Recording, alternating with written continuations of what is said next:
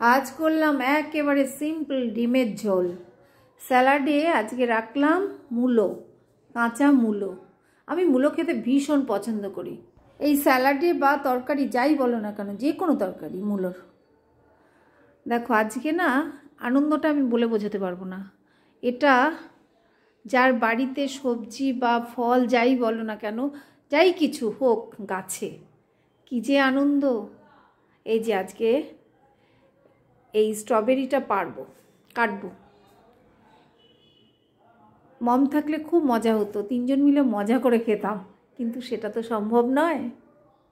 যাই হোক, এই গাছটা কিনেছি 140 দাম নিয়েছে। এটা কিন্তু মম আমায় গিফট করেছে।